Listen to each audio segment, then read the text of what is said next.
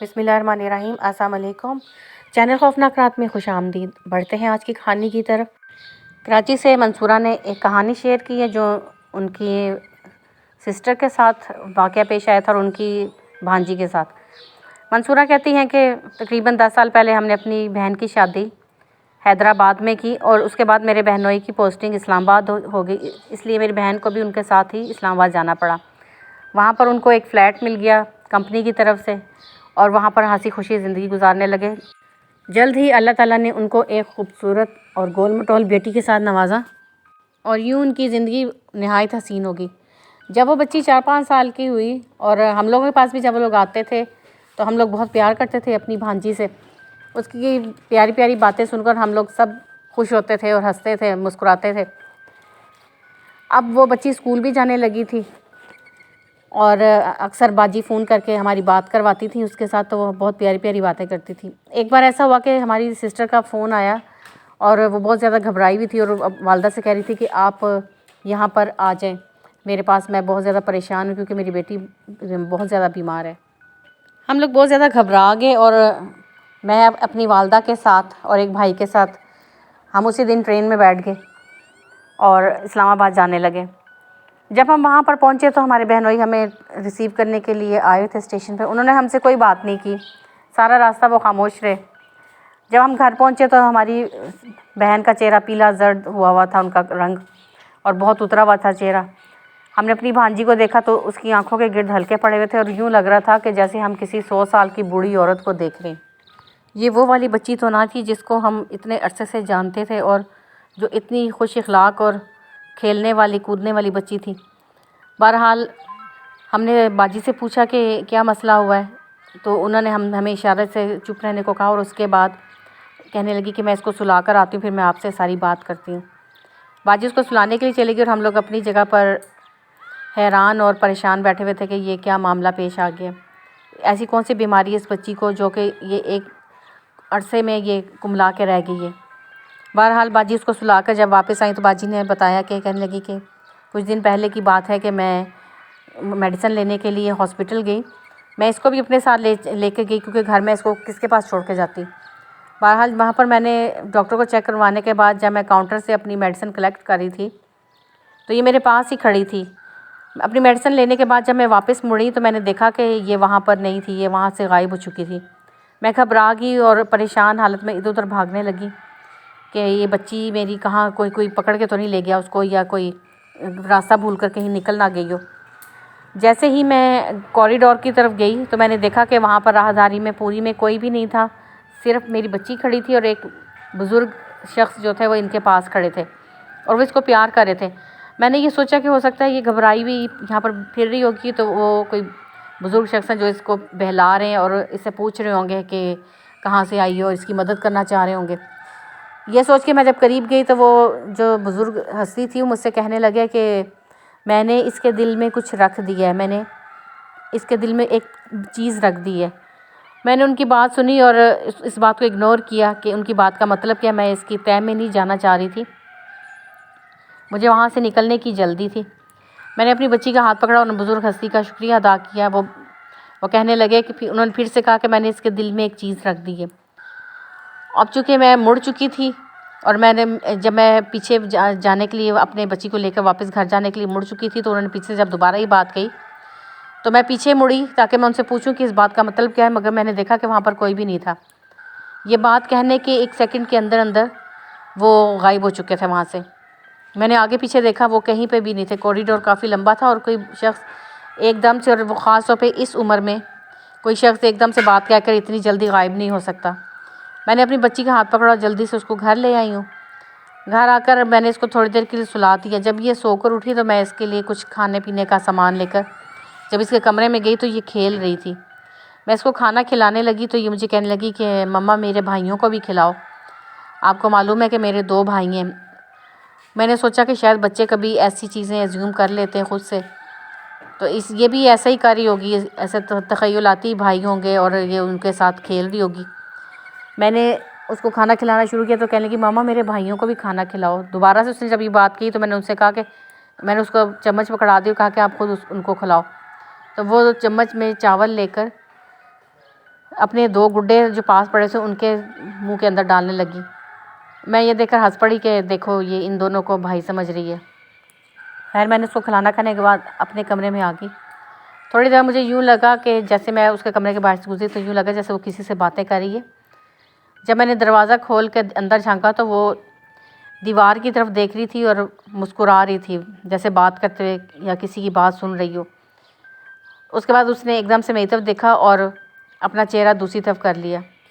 مجھے اس وقت بڑی عجیب سی لگی، وہ اس کی جو نظر تھی بڑی بیگانوں جیسی تھی، مجھے لگ نہیں رہا تھا کہ یہ میری بچی ہے۔ اس کے بعد یہ ہوا کہ 1-2 روز گزرے۔ اب وہ ڈیلی مجھ سے بھائیوں کا ذکر کرتی تھی، نادیدہ بھائی تھے جو مجھے نظر نہیں آتے تھے مگر وہ ان کا ذکر کرتی تھی، ان کے ساتھ کھیلتی بھی تھی اور ان کو کھلاتی بھی تھی۔ اور کئی بار ایسا ہوتا تھا کہ میں اس کو کھانا دے کے جب واپس آتی تھی، کسی کام سے اٹھ کے جاتی تھی اور جب میں واپس مڑتی تھی تو میں دیکھتی تھی کہ وہ کھانا ہاتھ میں لے کے ہوا کے اندر ہاتھ بلند کر کے کسی کو کھلا رہی ہوتی تھی۔ یہ چیزیں میرے لیے کافی عجیب سی تھیں، اور اتنی چھوٹی 4-5 سال کی بچی سے ایسی چیزوں کی ایکسپیکٹیشن رکھنا کہ وہ کیا کر رہی ہے، کچھ عجیب سی بات تھی۔ ایک روز ایسا ہوا کہ مجھے اس کے کمرے سے چیخنے چلانے کی آوازیں آ رہی تھیں۔ میں نے ایک دم سے دروازہ کھولا تو میں نے دیکھا کہ وہ ہوا میں معلق تھی اور وہ ہنس رہی تھی زور زور سے جیسے کوئی اس کو ہوا میں اچھال رہا ہے۔ میں یہ دیکھ کے بہت زیادہ گھبرائی، ایک دم سے وہ ہوا میں معلق کی تھی اور اس نے پیچھے مڑ کے میری طرف دیکھا تو وہ جو ہنسی تھی اس کے چہرے سے ایک دم سے غائب ہو گئی اور اس نے بڑے غصے سے میری طرف دیکھا اور ایک دم سے وہ زمین پر گری۔ میں جلدی سے بھاگتی ہوئی گئی اور اس کو میں نے اٹھا کر بیڈ پہ بٹھایا اور میں نے کہا کہ یہ تم کیا کر رہی تھی؟ تو اس نے کہا کہ مجھے بھائی کھلا رہے تھے، مجھے جھولا جھلا رہے تھے اور آپ نے آ کے ہمارا سارا کھیل خراب کر دیا۔ یہ بات سن کے میں نے آگے پیچھے نظر دوڑائی، مجھے وہاں پر کوئی دکھائی نہ دیا، مگر جو کمرے کا ماحول تھا وہ کچھ عجیب سا تھا، کچھ پراسرار سا ماحول تھا۔ میں جلدی جلدی خوفزدہ ہو کر اس کو بھی اپنے ساتھ اٹھا کر گود میں تو کمرے سے باہر نکل آئی۔ کمرے سے باہر نکلنے کے بعد میں نے دروازے کو جیسے ہی بند کیا تو مجھے اندر سے چیزیں گرنے کی آوازیں آنے لگی۔ میں جلدی سے اپنے کمرے میں آ گئی اور میں نے کمرے کا دروازہ بند کر کے بیٹھ گئی۔ جب میرے شوہر گھر آئے تو میں نے ان سے تمام بات کا ذکر کیا تو وہ مجھ سے کہنے لگے کہ تمہیں وہم ہوا ہوگا، ایسی کوئی بات نہیں ہے۔ اب آہستہ آہستہ اس کی حالت مزید بد سے بدتر ہوتی جا رہی تھی۔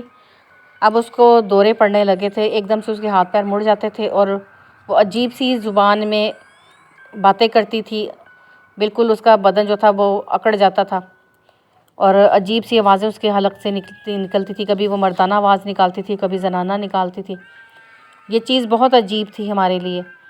میرے شوہر کو بھی اب اس بات کا علم ہو چکا تھا اور وہ بھی بہت زیادہ پریشان تھے۔ ہم نے بہت سے مولوی حضرات سے رابطہ کیا، کوئی بھی اس علاج کی حامی نہیں بھرے تھے، بلکہ جو چیزیں وہ ہمیں بتاتے تھے وہ ہمارے لیے خوف زدہ کرنے کے لیے کافی تھی۔ جب ہمیں یہ بتاتے تھے کہ جو شخص ہمیں ملا تھا اور جس نے یہ ہم سے یہ کہا تھا کہ اس کے دل میں میں نے ایک چیز ڈال دی ہے، وہ جنات میں سے تھا اور اس نے ہی اپنے بچوں کے ساتھ کھیلنے کے لیے اس بچی کو ایسا راضی کر دیا تھا، اس نے کچھ ایسا اس پہ کچھ جادو کر دیا تھا یا جو بھی اس نے اس کے اوپر عمل کیا تھا کہ ہماری بچی جو تھی وہ جنات کے بچوں کو اپنا بھائی سمجھتی تھی اور وہ ان کے ساتھ کھیلنے کے لیے بضد رہتی تھی۔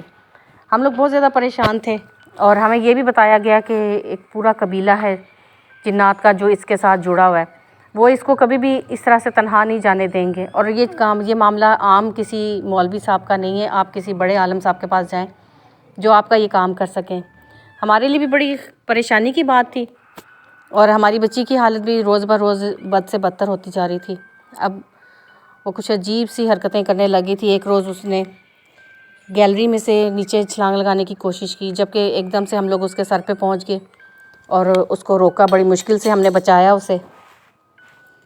تو یہ چیزیں ہمارے لیے بہت زیادہ ٹینشن کا باعث تھیں، اور یہ باتیں جب ہمیں باجی بتا رہی تھی تو ہم لوگ خود بھی بہت زیادہ گھبرائے ہوئے تھے اور باجی بہت زیادہ رو رہی تھی۔ ہم نے ان کو حوصلہ و تسلی دی اور ان سے ہم نے کہا کہ آپ پریشان نہ ہوں، اللہ تعالیٰ بہتر کرے گا۔ اب ہم بھی ان کے ساتھ تھے موجود اور ہمارے سامنے بھی اس کی کئی بار طبیعت خراب ہوئی۔ جب اس کی طبیعت خراب ہوتی تھی تو ایک دم اس کی آنکھیں لال ہو جاتی تھیں اور وہ کسی انجانی آواز میں، انجانی زبان میں باتیں کرتی تھی، ایسی باتیں جو کہ بچے نہیں کر سکتے۔ 4-5 سال کی بچی سے ایسی توقع نہیں کر سکتے ہم کہ وہ ایسی باتیں کرے گی، اور کچھ عجیب سے اس کے حالات ہو جاتے تھے، ایک دم چہرے پہ کرختگی آ جاتی تھی اور جیسے اس کا چہرہ بہت ہی کسی عمر رسیدہ عورت کا نظر آنے لگتا تھا، بجائے کہ ایک 4-5 سال کی بچی کا چہرہ وہ کسی بہت ہی عمر رسیدہ عورت کا چہرہ ہمیں نظر آتا تھا اس کے چہرے کے اندر۔ ہم لوگ بہت زیادہ خوفزدہ تھے اور پریشان بھی۔ پھر ہمیں کسی نے بتایا کہ ہمارے گھر سے تقریباً 4-5 گھنٹے کے فاصلے پہ ایک جگہ ہے جہاں پر ایک عالم صاحب رہیں، اور وہ ان کا طریقہ علاج یہ کہ وہ مریض کو اپنے پاس بلواتے تھے، مگر گھر والوں سے یہی کہتے تھے کہ آپ نے اس کو بالکل اندازہ نہیں ہونے دینا کہ آپ اس کو ہمارے پاس لے کر آ رہے ہیں، اور جب ہم اس کا علاج کریں گے تو انشاءاللہ اللہ بہتر کرے گا، لیکن آپ نے اس کو بالکل اس چیز کا اندازہ نہیں ہونے دینا، ورنہ وہ چیز اندر سے نکل کے بھاگ جاتی ہے اور پھر بڑی مشکل سے قابو آتی ہے۔ اب ہم لوگ یہ سمجھ چکے ہوئے تھے، اس لیے ہم نے بھی اپنی بھانجی کو اس چیز کا اندازہ نہیں ہونے دیا کہ ہمیں انہیں ہم عالم صاحب کے پاس لے کے جا رہے ہیں۔ ہم لوگ گاڑی میں سوار ہوئے اور جب وہ بہت خوش تھی، ہم اس کو یہی کہتے کہ ہم سیر کرنے کے لیے جا رہے ہیں۔ جب آدھے سے تھوڑا زیادہ فاصلہ طے ہوا تو اس کو قدرتی طور پہ خود بخود ہی علم ہو گیا، اس کے چہرے کے تیور بگڑنے لگے، اور اب اس کا چہرہ دوبارہ سے اسی طرح سے اس کے نقوش جو تھے تن گئے تھے، اور اب پھر سے وہی اس کے اوپر حالت جو تھی طاری ہونے لگی۔ وہ بار کہہ رہی تھی مجھے گھر جانا ہے، میں نے کہیں بھی نہیں جانا۔ کبھی کہتی تھی کہ دروازہ کھولو مجھے واش روم جانا ہے، گاڑی کو روکو مجھے واش روم جانا ہے، ایسی حرکتیں وہ کر رہی تھی، مگر ہم جانتے تھے کہ یہ سب کچھ وہ صرف وہاں سے بھاگنے کے لیے کر رہی تھی تاکہ ہم اس کو اس جگہ پر نہ لے کر جائیں۔ بڑی مشکل سے ہم سب نے اس کو قابو کیا ہوا تھا، اور اس کے اندر اتنا زور تھا کہ ہم سب مل کر بھی اس کا مقابلہ نہیں کر پا رہے تھے۔ وہ بار اپنے ہاتھ ہمارے ہاتھوں سے چھڑوا لیتی تھی۔ بہرحال بڑی مشکلوں سے ہم لوگ آیات قرآنی جو تھیں ان کا ورد کرتے رہے اور آیت الکرسی کی تلاوت کرتے رہے، اور جب ہم اس گھر کے قریب پہنچے، اس جگہ کے قریب پہنچے جہاں پر ان عالم صاحب کا ڈیرا تھا، تو ہم نے دیکھا کہ بہت زیادہ وہ چیخیں چلانے لگی۔ اس کی آواز جو تھی، اس کی آواز میں مردانہ آوازیں بھی تھیں اور بچوں کی آوازیں بھی تھیں، کی آوازیں ملی جلی اس کے حلق سے برآمد ہو رہی تھیں۔ اب عالم صاحب کے ڈیرے کے اندر لے کے جانا اس کو ایک بہت بڑا مرحلہ تھا، کیونکہ ہم سب مل کر بھی اس کو کھینچ کر اندر نہیں لے جا پا رہے تھے۔ اس کے اندر اتنی زور اور طاقت تھی کہ وہ ہم سب کو ریزسٹ کر رہی تھی، ہم سب کو پیچھے چھوڑ رہی تھی اور باہر کی طرف بھاگنے کی کوشش کر رہی تھی۔ بڑی مشکل سے ہم اس کو کھینچ کر اس ڈیرے کے دروازے سے اندر داخل ہوئے۔ جیسے ہی ہم اندر داخل ہوئے، اس نے ایک بہت زوردار اور خوفناک چیخ ماری اور وہ بے ہوش ہو کے گر پڑی۔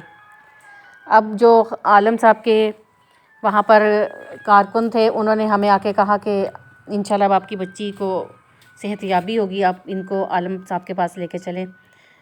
وہ جو عالم صاحب تھے، انہوں نے جب دیکھا تو انہوں نے ہمیں حوصلہ تسلی بھی دی اور کچھ قرآن پاک کی آیات ہمیں تلاوت کرنے کے لیے بتائیں۔